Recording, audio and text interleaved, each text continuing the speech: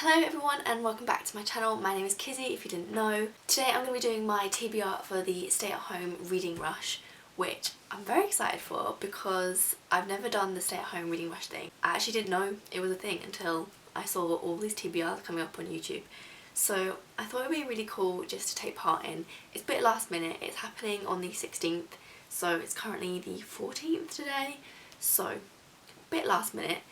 But if you don't know, like me, because I didn't, it's a readathon that normally happens in the summertime for a whole week, and from the looks of things they do all these really cool things like read-ins, competitions, all that kind of jazzy stuff. But this month they're going to be doing a much shorter readathon that's from the 16th to the 19th I believe, so Thursday, Friday, Saturday, Sunday, and they do still have some challenges. So on Instagram there's a photo you have to post each day, well you don't have to but you can, and they're doing read-ins on Instagram and Twitter and that kind of thing. So it looks like it's going to be really fun. I feel like I've been ambitious with my TBR since there's 4 prompts, so it's book a day pretty much, and I've never read a book in a day, so we're going for it. They look small, but I think they're not. Especially one. One of them is definitely not small, I don't think. Or it's not. Anyway, we'll get to that. Yeah, so excited to do that. I'll link all the original, like the original video telling all the information, their Instagram page, Twitter page, all that kind of stuff down below, so it will be really easy for you guys to find the information for it. So I'll get into the video because that's the exciting part. So the first prompt is to read a book with a house on the cover. Now I don't think I have many books with houses on the cover, but I did manage to find one, and that is The Bear and the Nightingale by Katherine Arden. I got this ages ago after wanting it for so long, and then I never got into it. I picked up quite a few times, I started reading it quite a few times, but never got more than like 10 or so pages in. So now we're at home, it's time to get into it. I am excited to do this. Oh, I didn't say, but I am going to be vlogging this readathon, so stay tuned for the video of actually finding out whether or not I succeed with this TBR or fail miserably, which is more likely. But also, hopefully you'll get some thoughts on actually the books as well.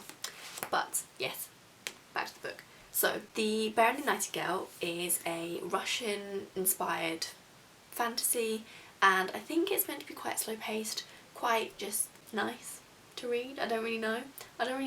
I've been really getting into reading fantasies that are based on kind of different mythologies than the kind of typical Game of Thrones style thing, and this seems like it'll be a good one. It is a trilogy, so obviously if I do enjoy it I can still keep on going with it.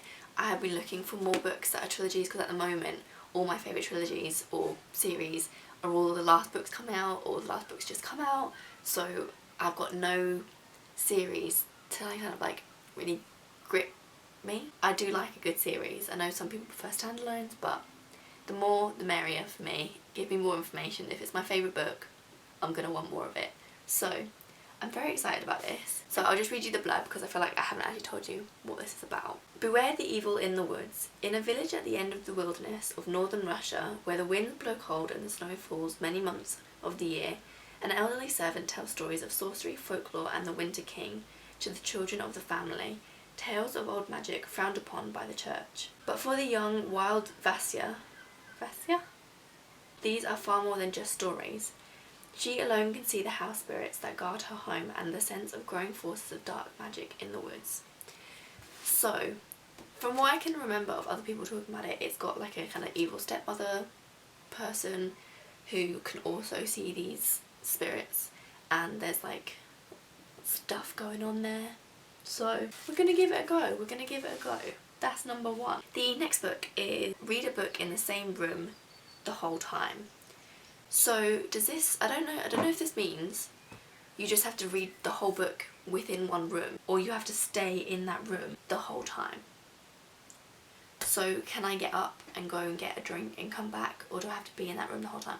Because if so, I don't have many books on my shelf that are short enough for that to happen. But then also, like, I only read in this room anyway, so all these books could accomplish that.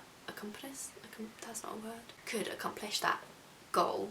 So I have no idea, but we're gonna go with The Daughter of Smoke and Bone, and I'll try and read it all in the same room. We'll find out how that goes in the vlog. But this is about 400 pages long, so it is very long, and I don't know if I could do it. I might just have to like get my mum to like feed me food through the door, but we're gonna give it a go.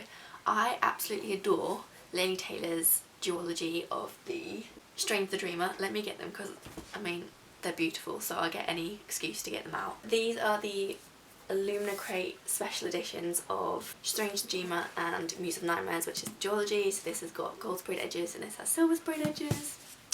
They are just my bae, my absolute love. They cost me a bloody arm and a leg, but it was totally worth it. So I love this series, this duology. If you haven't read it, you have to.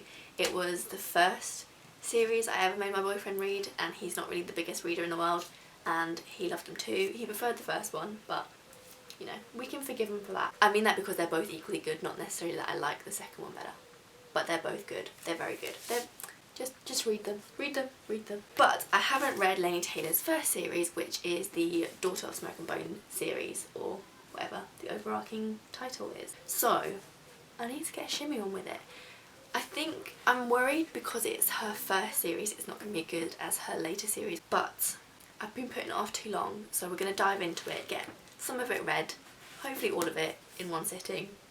Not going to happen, but we're going to try. No idea what this is about. I don't really want to read the blurb even, so I'm not going to tell you what it's about, but we're going to go for it. Okay, so the third one is read a book set somewhere you wish you could go. Now, I've read this already, but I haven't read it in this edition, and I always do when I get the new one, so it's about time. And obviously, who wouldn't want to go to Hogwarts? So this is the Harry Potter illustrated edition of Goblet of Fire. It's absolutely gorgeous. Can you tell I like gorgeous books? It's beautiful, absolutely beautiful. This does have slightly less illustrations than the other ones, just because obviously it's a much bigger book, but I mean that's probably not the... Oh. Okay, so I would love this as a poster. Like, there's so many illustrations in this that I wish I could buy as a poster, and it's unfair that they don't do them as posters, but it's beautiful, don't deny it, just accept it. So yeah, this will be started this weekend and I'm so excited. Oh yeah, I've been waiting for this for 2 years, so I am rereading the series, but only as these come out. So I was reading one a year as they did that, but then this took 2 years to make. So 2 years we've been waiting for this, 2 years. Obviously you all know what this one's about. I don't think I need to explain it, but now that one probably could be doubled up for the last prompt, but just to make it that much harder and spicy, I decided to add another book. So the last prompt is read a book that will make you smile. So I have been craving this for so long, ever since I came back from uni. I've probably mentioned it in about 5 vlogs, but it's gonna happen now, and that is rereading the Throne of Glass series. So this is, oh, it's still like 400 pages long, so it's much longer than I thought it was actually gonna be, but I haven't read this in years. It was the second fantasy series I ever read, the first being Red Queen, so I need to reread it. It was like, this is what got me probably head over heels in love with fantasy. So it's got to be done. I've been craving it. I know other people have been mentioning rereading it as well, so if you want to reread it together, because let's face it, I'm probably not going to finish it in that readathon this weekend, even though we're going to try. So if you do want to reread it together, let me know, we can do that. This will be happening. So for those that don't know, this follows Selena, who is an assassin, but she's been caught and locked up in the mine that prisoners of this kind of fantasy country go to. But the king holds a kind of competition that he wants for his new personal assassin, and all the kind of nobles put in their competitor, and the prince, his son, decides that Selena is probably going to be the best competitor, so he goes to the prison or the mine and he chooses her as his entry, and then that obviously spirals a whole load of stuff. Just thinking about how this series develops from this book to the final book is phenomenal. I did just finish Crescent City by Sarah J Maas, so that might be why I'm craving Sarah J Maas, but I can't wait to do this. I can't wait. This is like one of my favourite TBRs I've ever made. It's so exciting. So yes, that's my TBR. Let me know what you're thinking of doing for this readathon, if you're going to do it, if you're not, if you're just going to watch the vlog, because that would be amazing if you did. But yes, I don't have anything else to say. All the links will be down below if you want to get involved. If you don't, fair, that's your choice. But I'm going to leave you there. I'm going to love you and leave you, and I shall see you in my next video.